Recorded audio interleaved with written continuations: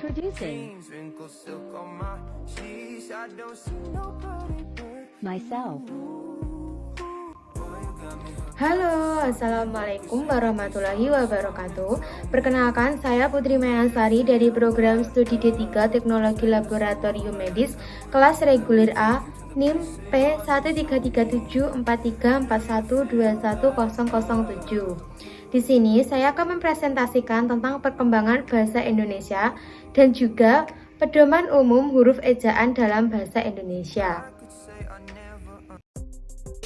Perkembangan bahasa Indonesia dan pedoman umum ejaan bahasa Indonesia.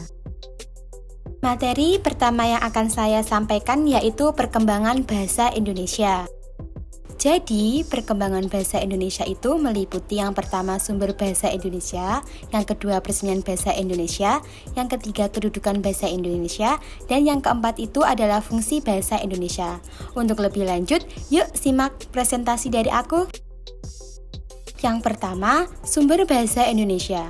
Sumber atau akar bahasa Indonesia itu berasal dari bahasa Melayu. Selain menjadi sumber, bahasa Melayu juga menjadi bahasa perantara yang dipakai pada zaman Sriwijaya atau abad ke-7. Yang kedua, peresmian bahasa Indonesia.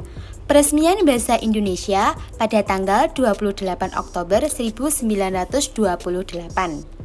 Yang dimana juga bertepatan dengan Kongres Pemuda yaitu Sumpah Pemuda. Yang ketiga, kedudukan bahasa Indonesia. Kedudukan bahasa Indonesia itu ada dua. Yang pertama, sebagai bahasa nasional sesuai Sumpah Pemuda tanggal 28 Oktober 1928. Dan yang kedua, sebagai bahasa negara berdasarkan Undang-Undang Dasar 1945, Pasal Khusus Bab 15 Pasal 36. Yang terakhir, fungsi bahasa Indonesia. Jadi, fungsi bahasa Indonesia itu ada dua. Yang pertama, sebagai bahasa nasional, yang dimana bahasa Indonesia ini sudah menjadi alat yang memungkinkan penyatuan berbagai suku bangsa dan latar belakang sosial ke dalam kesatuan kebangsaan Indonesia. Yang kedua, bahasa negara, yang dimana juga bahasa Indonesia menjadi alat perhubungan di tingkat nasional dan juga alat pengembangan kebudayaan, ilmu pengetahuan, dan teknologi. Materi presentasi kedua yang akan saya sampaikan yaitu tentang pedoman umum ejaan bahasa Indonesia. Nah, sebelum kita masuk ke materi nih, kita harus tahu perkembangan ejaan. Jadi, perkembangan ejaan itu dimulai dari tahun 1901 yang dimana ada ejaan CH Van Opwijen. Dan pada tahun 1947 ada ejaan Suewandi.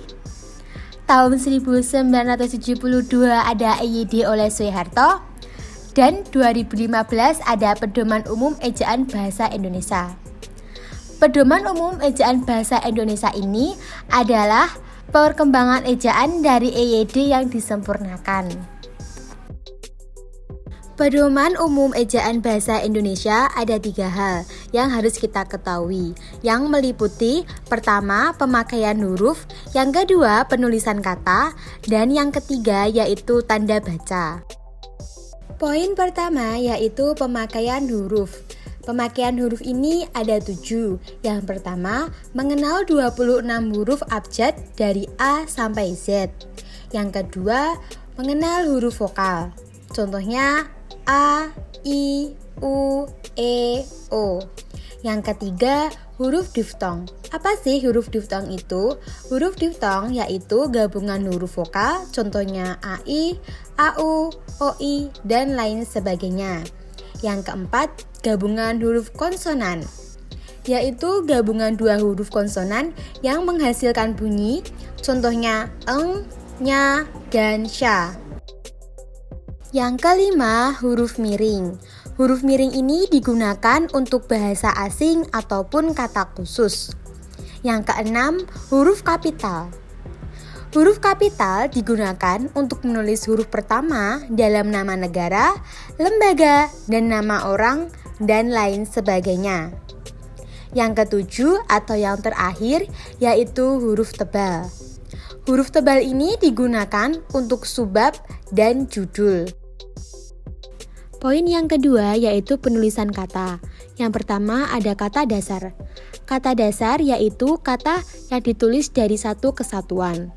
Yang kedua adalah bentuk ulang. Bentuk ulang ditulis dengan tanda hubung. Yang ketiga ada gabungan kata.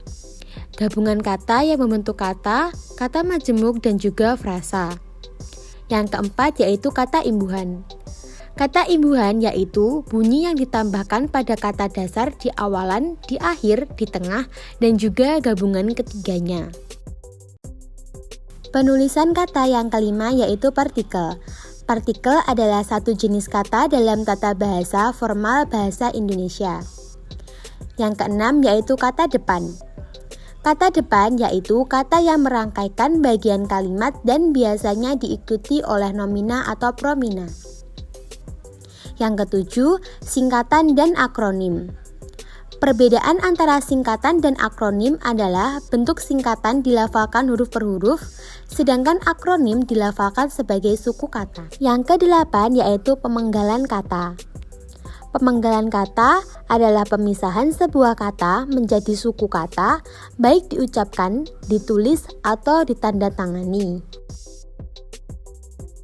Selanjutnya yang ke-9 ada angka dan bilangan, yang dimana angka dan bilangan dibedakan menjadi Romawi dan Arab. Yang ke-10 ada kata sandang si dan sang. Kata sandang si dan sang ditulis dengan huruf kecil bukan huruf kapital. Yang ke-11 ada kata ganti kau, ku, mu, dan nya. Kata ganti ku dan kau ditulis serangkai dengan kata yang mengikutinya, sedangkan ku, mu, dan nya ditulis serangkai dengan kata yang mendahulunya. Di poin yang ketiga atau terakhir ada tanda baca.